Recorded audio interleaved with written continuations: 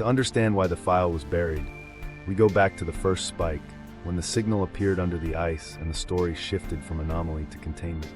The contamination, discovery, and suppression. The first anomaly didn't look like a machine.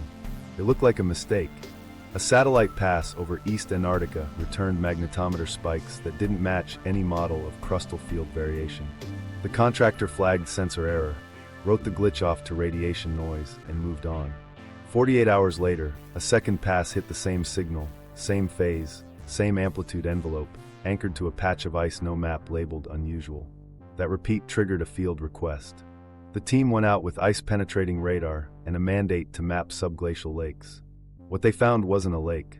It was geometry, edges where there shouldn't be edges, reflections stacking into planes and angles. At 20 meters resolution, the void looked like a corridor cut into a honeycomb. At 5 meters, interference artifacts made it look almost neat. They asked for more time, more sweeps. The orders changed. Survey became containment. The new directive said minimize transmissions, reduce power, log anything audible. The geophysicist at the center of this, cautious, respected, with 2 winters at Vostok and a habit of testing assumptions, didn't call it a machine. They called it an anomaly with structure. In briefings they hedged, geometry remains contested, non-random clustering versus survey bias. But they kept returning to one detail, an 11-minute periodicity in the seismic residuals that didn't align with known ice microseisms. It pulsed like a metronome under the snow. The contamination moment came quietly. A dataset vanished from the shared drive. Not deleted, quarantined. An internal email marked Project ORPHEUS replaced the public ticket. The subject line read, "Returning signal detected, threshold review." Access narrowed. Radios went to whisper mode. The geophysicist wrote in a field notebook, "If this is natural, it's the most disciplined nature I've met." A second anomaly slipped in sideways. Ground nodes near the grid started logging temperature fluctuations, small, localized, but persistent. On 2 nights, field staff reported headaches and heart palpitations that matched the 11-minute peaks. A dog in a nearby camp wouldn't sleep, pacing before each surge. One tech heard a tone below hearing, felt it in their teeth more than their ears. 19 hertz, they wrote later, after checking the logs. The 19 hertz hum became a whisper around the heaters, a domestic disturbance in a place with no suburbs. Here's where the timing matters. About 8 minutes into the internal review, the tension spiked that split the room. Someone framed the stakes as a paradox. If the system down there is stabilizing the broader field, the micro harms around the nodes might be collateral. A contested correlation, yes, but one with human faces. If the system is failing, the same pulses could be symptoms of a stabilizer slipping, shaking the local environment as it tries to hold the macro line. No one had causal proof, but the clash was unavoidable. Global protection versus local harm. They ran a controlled test, interpretive hypothesis, limited power, to see whether node voltage influenced the 11-minute cycle. The data looked suggestive. Correlation is not causation, the geophysicist wrote in bold. But the cycle shifted, just slightly, when they adjusted a specific emitter. Meanwhile, a satellite overpass noted a faint resonance spike exactly when the ground readings peaked. It could have been coincidence. The timing concordance wasn't trivial. Then the suppression started. 2 contractors were dismissed for non-compliant data handling. A preliminary report came back with half the figures redacted, and the conclusion softened to cannot exclude instrumental artifact. Access revoked. External inquiries rerouted to a climate front group with a public-facing charter and a private NDA. The geophysicist tried to escalate, citing occupational health, arrhythmias, sleep disturbance, unexplained ground heating. The response was procedural. Continue containment. No cycles during elevated solar activity. Night stretched. The tone seemed to breathe. The geophysicist sat alone in a quiet tent, headphones on, listening to the hum slip in and out of perception. They wrote a line they wouldn't take back. It's alive or it's on. Not a claim, an impression logged with the rest. They saved copies of the raw files, stored a local mirror, and waited for the next directive. It arrived in a manila envelope with no return address, slid under a door no one should have known. Inside was a drive and a single word on a sticky note, ORPHEUS. The contents weren't theatrical. They were precise. A redacted annex titled Tuning the Dynamo. A polygraph admin summary mentioning, artificial geomagnetic modulation. A time-stamped magnetometer plot aligned to one location, cavity 6. The annex suggested a missing piece, a tuner, needed for a full cycle. Without it, any attempt to force the system into reset would stall in partial stabilization. The geophysicist cross-checked the coordinates on a paper map, the only thing no one could remotely wipe. The same pair appeared in a 1965 memo header a colleague remembered from an archive crawl. The word ORPHEUS wasn't decoration. It pointed to a concept, a returning signal, a threshold at which two systems meet and exchange a handshake. Interpretive hypothesis, pending replication. But the pattern was there, repeating across decades like a refrain. Meanwhile, the human costs didn't wait for peer review. A cook at the logistics hub started waking at exact intervals, unaware of any cycle but unable to sleep. A mechanic's smartwatch logged heart rate spikes on a schedule he didn't keep. A field scientist reported that their metal thermos thrummed faintly on the plywood shelf when the hum rose. These were anecdotal accounts, yes, but they mapped onto the peaks with unnerving fidelity. The project physician called it stress. The geophysicist wrote, "We're treating the symptoms, not the source." What nobody knew then was how far the quarantine would reach. The team's internal chat history vanished from the server, replaced with an error retrieving messages banner. A senior member's travel orders shifted overnight to a different hemisphere. When the geophysicist tried to pull a backup from a lab workstation, the credentials failed. They kept the envelope and the drive close and walked out into the cold to hear the ice itself. 19 hertz rolled through the night like distant machinery under a frozen sea. There was one path left: follow the codeword back. If ORPHEUS linked a present cycle to an older event, the first spike wouldn't be in their data at all. It would be buried in a memo older than most of the team.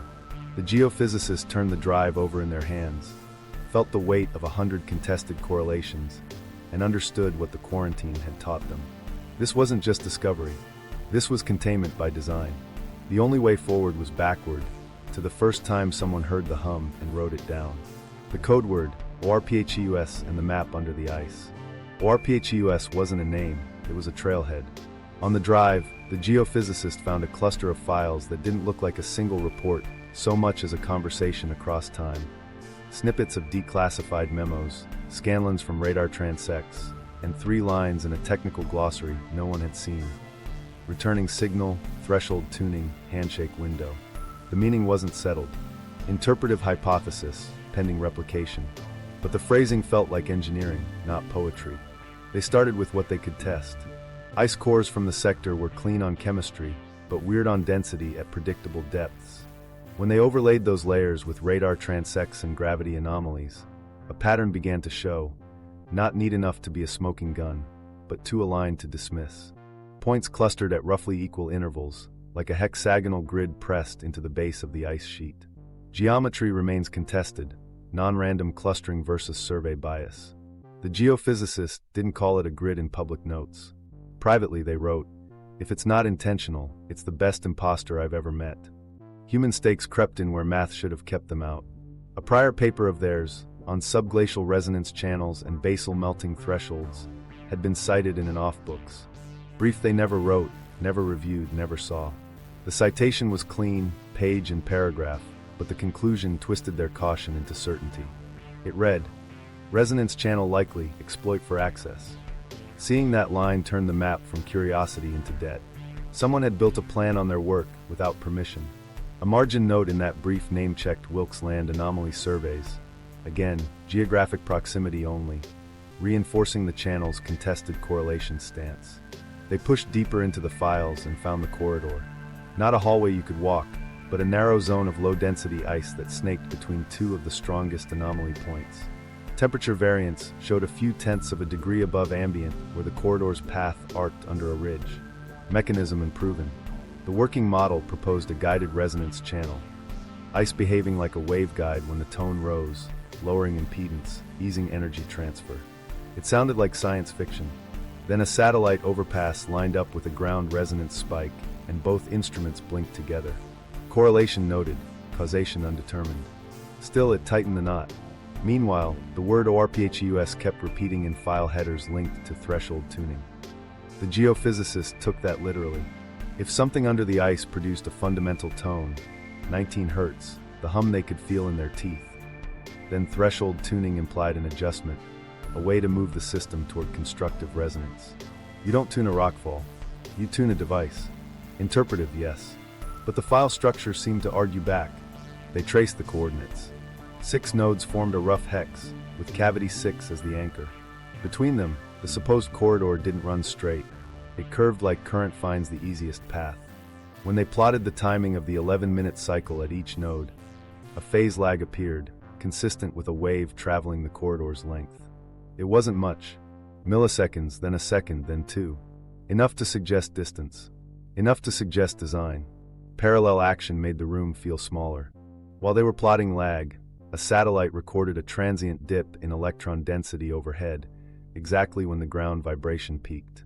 You couldn't prove one drove the other, but the timing concordance nudged their working model toward coherence, a subsurface tone aligning with an ionospheric flutter during the same window. The same file trail included a margin note from an analyst. Handshake opens when bass tone, harmonic, and beat converge. The note didn't say how they knew. It only marked the window. The geophysicist wrote to themselves, trying to keep the language clean. Hypothesis: ORPHEUS denotes a returning signal protocol. Threshold tuning equals incremental adjustment of bass tone to meet external resonance. Corridor equals guided path for energy density, lowering losses between nodes. They added caveats.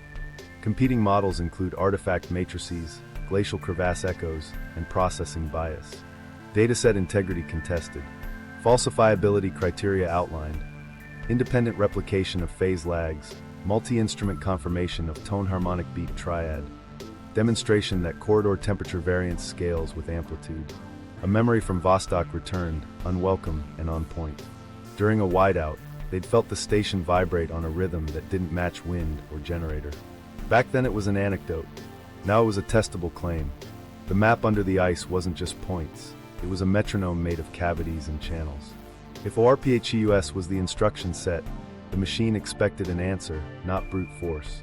Human threads tightened the case. A field medic who'd rolled their eyes at the hum now admitted they could tell when the tone rose because the tin cups along the shelf rattled a fraction of a second apart, from the back of the tent to the door. A microstory, yes, but it matched the phase lag map. A pilot who'd never stepped on the grid sent word that his headset filled with a low tremor at exact 11-minute intervals when he flew a particular bearing. Each detail felt small. Together, they pushed the model from guess toward pattern. The soft cliffhanger waited where the drive began. A reference to a declassified 1965 Antarctic memo flagged with ORPHEUS. Coordinates matched 2 nodes on the current map. The subject line mentioned magnetic quieting. In the margin, a stamp read, reactivated only upon cascade. The geophysicist stared at the word cascade and heard the hum rise. If ORPHEUS was a returning signal, then 1965 was an origin. It was the first return we recorded. To understand the tuner, they needed the first handshake, buried in an old memo that outlived its authors and somehow still answered back. The old memo, 1965 contact and the first shutdown. The memo wasn't grand. It was thin navy letterhead, typed in a font that looked tired even then. Subject: magnetic quieting, sector Vostok. The first line pinned it to the present. The same coordinates we'd traced to 2 nodes of the modern grid. The body read like a field note. Localized compass drift reduced to near zero variance for 9 minutes, followed by a return to baseline. No claims, no theories. Just timing, bearings, barometric pressure, and a line that felt like a bruise. Stabilizers initiated. In a side folder, a 1960s-era briefing on the Wilkes-Land gravity anomaly was cross-referenced by an analyst's note, not as proof, but as a geographic pointer. Sector proximity consistent with subglacial mass anomaly. You don't write stabilizers if you're guessing. You write it if someone told you the word. The phrasing sat beside the coordinates like a warning label. The geophysicist read it twice and circled the time. 14 minutes later, a radio blackout, documented by a separate operations log, hit every set in range. Not long. Long enough to miss a check-in and panic a supervisor. The memo stitched the events together without saying causation. The stamp at the bottom did the talking. Reactivated only upon cascade. What nobody in that room in 1965 could know, and what the archive crosscheck would show, is how the sky lit that week. A global aurora rolled lower than usual latitudes in the days that followed. Navigation outages ranged from minor compass quirks to short-lived Lauren errors. Association remains contested. Alternative solar drivers were active and documented. Still, the timing didn't sit quietly. The memo's quieting event preceded the sky's performance, and the phrase stabilizers initiated landed like a note passed under the table. A human voice broke the cold text.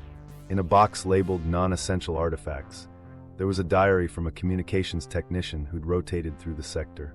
The handwriting was steady, the sentences short. One line had been underlined twice. We heard the hum under the ice. He described it as a low breath that came and went, a thing you felt through your boots first. He blamed the drill rig at the time. In a later entry, he admitted the drill had been silent. The hum stayed. The geophysicist read those pages and mapped the words onto the modern waveform. 19 Hz wasn't in the diary, but the cadence was. The tech wrote of the way mugs trembled a fraction out of sync, how the tent pole rapped a whisper against the canvas, not in wind, but in a rhythm none of them could name. Density of detail doesn't prove mechanism. It does narrow the list of coincidences. Look at the memo a different way. It captures a procedure. The cryptic line stabilizers initiated sits next to the coordinates like a pairing instruction. You set a position. You start a process. You observe magnetic quieting. Then, 14 minutes later, the radios go dark. If you're building a primitive protocol, you might want silence in the band while something deeper locks in. The blackout could have been a drill strike dislodging a cable. Or it could have been policy. The memo doesn't say. It just marks time. The geophysicist laid the 1965 timing over the present-day cycle map. The 9-minute quiet window fell within an 11-minute envelope, not perfect, but close enough to suggest a shared clock. And those coordinates, 2 nodes of today's hex, weren't random. The older map didn't have our resolution, but it had intention. That's the part you can't fake. Intention echoes across decades in the choice of words, in the economy of a stamped instruction, reactivated only upon cascade. Cascade implies threshold. You don't reactivate unless a series of events is already falling. In the modern annex, the term sits near threshold tuning. In the old memo, it stands alone. Put them together and you get a rule set. Only reset when the system crosses a threshold. Only nudge when the external conditions, solar minimum, perhaps, reduce risk. Interpretive hypothesis, yes, but one that aligns with later protocol. Do not cycle without solar minimum. Meanwhile, the Aurora note wouldn't stop ringing. The week after quieting, pilots filed scattered reports of compasses behaving badly, then recovering. The compasses weren't the point. The pattern was. A knob twisted somewhere, the sky stirred, and then the instruments eased back to normal. Dataset integrity is always a question with mid-century logs, but the chain of custody on that memo was cleaner than most. It lived in a drawer that still smelled like dust and graphite, not the internet. Analysts later annotated the file with a cautionary cross-reference to Wilkes Land Anomaly surveys, geographic, not causal, reflecting the channel's contested correlation discipline. The geophysicist called the surviving technician. He was older now, careful with memory. He didn't speak in conspiracies. He spoke about noise. He said the quieting felt like stepping into a church from a busy street. The instruments didn't swing. The floor didn't stop vibrating. It just changed color in his head. Then the radios died for a handful of minutes, and everyone stood still. When they came back, he went back to work. Here's the hinge. If 1965 initiated stabilizers at those coordinates, then today's Cavity 6 isn't a discovery. It's a re-encounter. The phrase reactivated only upon cascade appears again in a 1997 email thread we'll reach later.